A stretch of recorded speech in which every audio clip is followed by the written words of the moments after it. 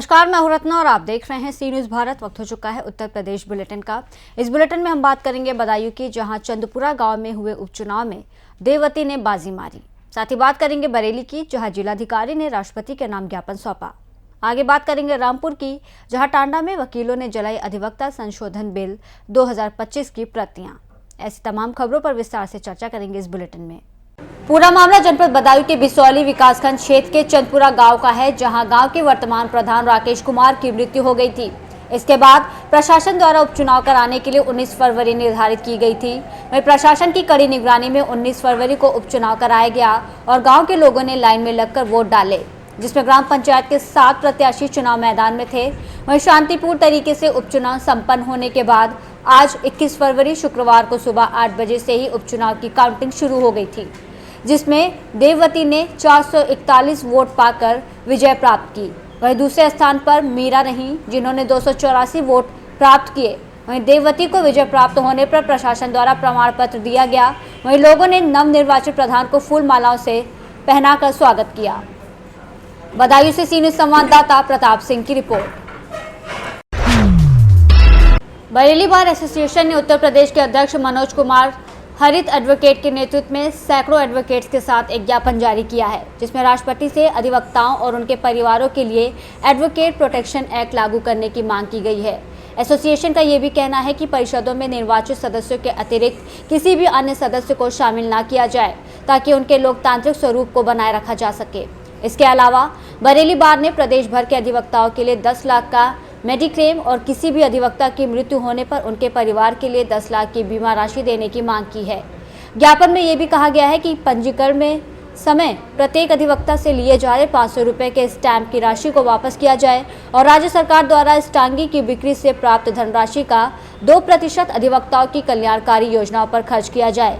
Association ने केंद्र सरकार द्वारा किए गए एडवोकेट्स अमेंडमेंट बिल 2025 के संशोधनों का विरोध करते हुए इसे पूरी तरह से निरस्त करने की अपील की है। इन मांगों को लेकर बरेली बार एसोसिएशन ने एक मजबूत और सशक्त कदम उठाया है, ताकि प्रदेश भर के अधिवक्ताओं को उनकी सुरक्षा और कल्याण के लिए बेहतर व्यवस्थाएं मिल सके। देखिए, जो एडवोकेट प्रोटेक्शन एक्ट था वो तो इन्होंने लागू किया नहीं सरकार ने, बल्कि एक अमेंडमेंट करके 2025 के नाम से एडवोकेट्स के खिलाफ उसमें जितनी खराब बातें हैं उनको लगा के वो लेके आ रहे हैं बिल। हालांकि अभी वो पास नहीं हुआ है, लेकिन जो उसका जो मसौदा जो उन्होंने दिया है उसके हिसाब से जितनी भी चीजें उसमें हैं, बहुत सारी चीजें ऐसी हैं जो अधिवक्ताओं के हित की नहीं है। इसमें एक मेनली ये है कि देखिए, जब भी कोई मुकदमा होता है उसमें 2 पक्षकार होते हैं। जो 2 पक्षकार होते हैं उसमें से एक जीतता है, एक हारता है। अब इसमें हारने वाले जो अधिवक्ता हैं उनके खिलाफ 3 लाख रुपए तक का जुर्माने का प्रावधान उन्होंने कर दिया है उसकी मांग पे। जो भी उसका वादी या प्रतिवादी होगा, अगर जो वो मांग करेगा, तो ये क्या मतलब है इस बात का? कानून है, उसमें अधिवक्ता अपना पूरा प्रयास करता है, लड़ाई लड़ता है, अपनी तरफ से कानूनी किताबें दिखाता है, उसमें एक हारेगा एक जीतेगा। उसमें 3-3 लाख रुपए का जुर्माने का प्रावधान, हड़ताल न करने का प्रावधान। अभी तक देखिए, हड़ताल का जो भी मसला था उसमें भी ये होता था कि कभी भी कोई भी लिखा पढ़ी में उसका कुछ नहीं था, लेकिन इसे एक्ट में लेके आ गए वो।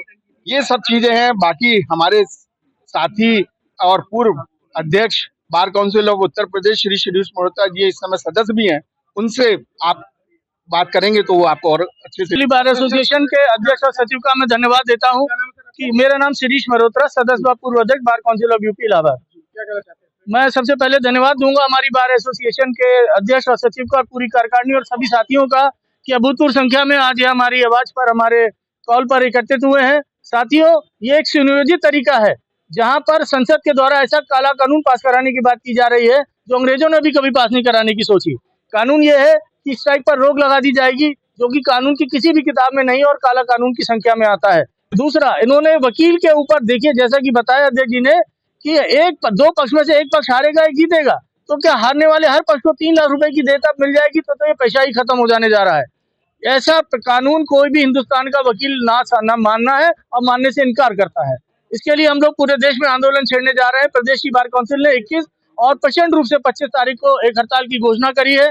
साथ ही जो हमारी बार काउंसिल ऑफ इंडिया और बार काउंसिल ऑफ स्टेट्स हैं, उनको उनका लोकतांत्रिक स्वरूप खत्म कर देने के लिए और उन्हें पंगु बना देने के लिए इसमें प्रावधान किया गया है, जिसके लिए अधिवक्ता समाज बिल्कुल भी तैयार नहीं है। और आखिर में धारा 49B में ये कहा है कि केंद्र सरकार को बाध्यकारी निर्देशन देने का राइट मिल जाएगा बार काउंसिल्स को, जिससे ये पेशा खत्म हो जाएगा। हमारे संविधान ने जो बाबा साहब ने हमें संविधान दिया है उसमें लिखा है कि जुडिशरी को एग्जीक्यूटिव से अलग रखा जाएगा।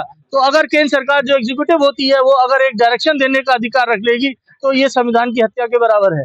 तो मेरा अनुरोध है, और ये आज तो एक अंगड़ाई है साथियों, 25 तारीख को मैं जानता हूं कि एक महासागर के रूप में पूरे बरेली का अधिवक्ता, पूरे प्रदेश का अधिवक्ता और पूरे देश का अधिवक्ता इस आंदोलन में इकट्ठा होने जा रहा है।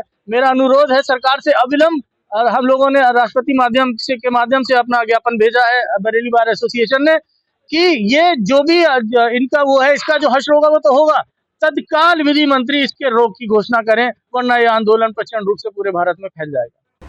बरेली से सी न्यूज संवाददाता बीएस चंदेल की रिपोर्ट।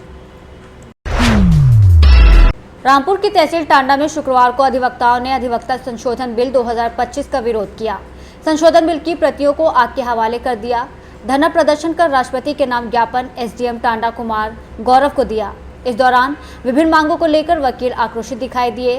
राष्ट्रपति को भेजे गए ज्ञापन में कहा गया है कि अधिवक्ता संशोधन अधिनियम 2025 अविलंब प्रभाव से वापस लिया जाए और नियम बनाने का अधिकार पूर्व में जो अधिवक्ता अधिनियम 1961 में जो नियम प्राविधानित था उसको उसी प्रकार रखा जाए। वह केंद्र सरकार द्वारा रेगुलेशन बनाने की जो बात कही गई है उन्हें तुरंत समाप्त किया जाए। इसके साथ ही किसी प्रकार के संशोधन की आवश्यकता नहीं होने के कारण हम समस्त भारत के अधिवक्तागण अधिवक्ता अधिनियम संशोधन बिल 2025 के पूरे संशोधन को निरस्त करते हैं। अधिवक्ता और उनके परिवार के लिए एडवोकेट प्रोटेक्शन एक्ट का प्राविधान किए जाने की मांग की। इसके अलावा परिषदों के निर्वाचित सदस्यों के अतिरिक्त कोई अन्य सदस्यों को समाहित न किया जाने और उनके लोकतांत्रिक स्वरूप को यथावत रखा जाए। पार्षदों के सदस्यों और अस्तित्व पर सुझाए गए संशोधन को तुरंत समाप्त किया जाए। इसके अलावा पूरे प्रदेश के अधिवक्ता विशेषकर उत्तर प्रदेश बार काउंसिल मांग करती है कि प्रदेश के अधिवक्ताओं का 10 लाख का मेडिकल और किसी अधिवक्ता की मृत्यु होने पर 10 लाख की बीमा राशि प्रदान की जाए। इसके साथ ही पंजीकरण के समय प्रत्येक अधिवक्ता से लिए जा रहे 50 रुपये के स्टैंप की राशि प्रादेशिक परिषदों को वापस की जाए और राज्य सरकार द्वारा विधिक स्टैंप की बिक्री से प्राप्त धनराशि का 2% अधिवक्ताओं की कल्याणकारी योजनाओं पर खर्च किया जाए, जैसा कि केरल सरकार द्वारा किया जा रहा है। इस दौरान तहसील अध्यक्ष कुंवर संजय कुमार, सचिव मुसब्बर अली, आलम हुसैन, नाजिम अली, समर सिंह, भोला सिंह दिवाकर आदि सहित दर्जनों अधिवक्ता मौजूद रहे। रामपुर से सी न्यूज संवाददाता मोहम्मद फहीम की रिपोर्ट। फिलहाल इस बुलेटिन में बस इतना ही। देश और दुनिया की तमाम बड़ी खबरों के लिए देखते रहिए सी न्यूज भारत।